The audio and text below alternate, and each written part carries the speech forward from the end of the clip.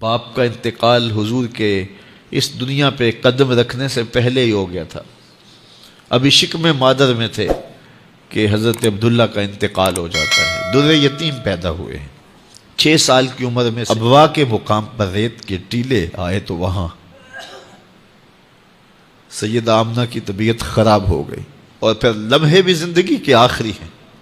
سیدہ آمنہ نے محسوس کر لیا کہ یہ میری آخری سانسیں ہیں. سیدہ پاک نے حضور کے سر پہ ہاتھ رکھا اور روتے ہوئے کہا کہ بیٹا، ہر نئی چیز نے پرانا ہو جانا ہے، ہر باقی نے فنا ہو جانا ہے. میں بھی جا رہی ہوں. وَذِكْرَ بَاق وَوَلَدْتُ طُهْرًا، لیکن میرا ذکر نہیں مٹے گا، اس لیے کہ تیرے جیسا ستھرا بیٹا چھوڑ کے جا رہے ہیں.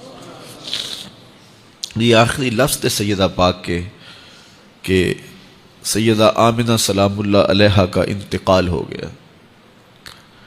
خیر، حضور ماں سے لپٹ گئے. امی آپ آگے بولتی نہیں ہیں، لیکن خاموش ہو گیا تھا چمن بولتا.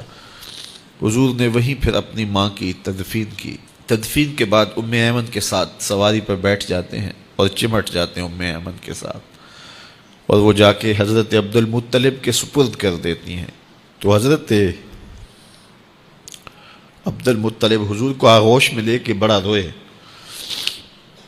اور ام ایمن سے کہا کہ میرے اس بیٹے کا تم نے خاص خیال رکھنا ہے.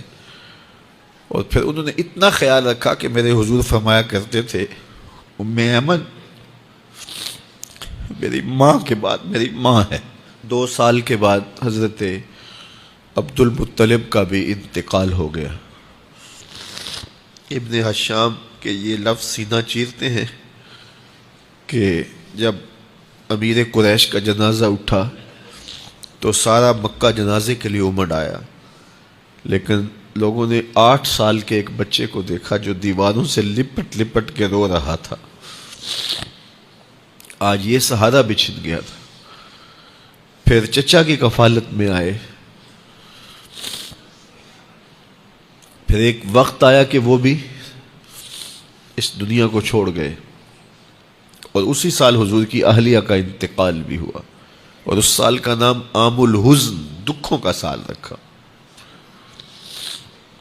اہل مکہ نے جو سلوک کیا وہ کسی سے بھی مخفی نہیں ہے.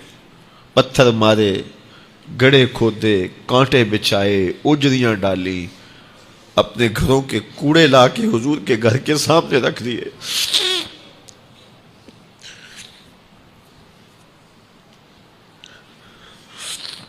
یہ کس چیز کی سزا دے رہے تھے میرے حضور کو؟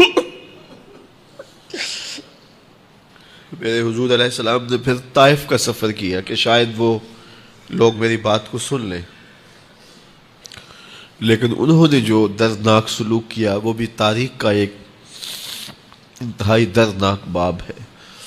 انہوں نے اوباشوں کے ہاتھوں میں پتھر دیے اور جس راستے میں میرے حضور نے گزرنا تھا ان کو اس راستے پہ کھڑا کر دیا اور کہا ان پہ سنگ زنی کرو. اور وہ آقا کریم پہ پتھر مارتے، حضور کے پاؤں پہ پتھر مارتے. آقا کریم علیہ السلام پاؤں اٹھاتے تو وہ دوسرے پاؤں پہ مارتے. پھر حضور شدت درد سے بیٹھ جاتے تو ان کے 2 غنڈے دائیں بائیں سے آگے بڑھتے اور حضور کو کندھوں سے پکڑ کے اٹھاتے، پھر سنگ باری کرتے.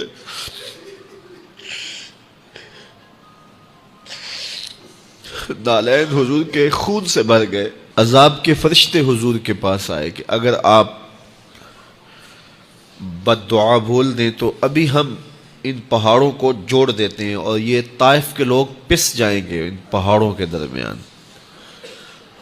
آسمان سے پتھر اتریں گے، ان کے سر کچل دیے جائیں جنہوں نے آپ کو دکھ دیے. اب صحابہ جو ساتھ تھے انہیں بھی شدید آرزو تھی کہ حضور ان کے لیے بد دعا کریں، انہوں نے بڑا دکھ دیا. تو پھر حضور کے ہاتھ اٹھ گئے.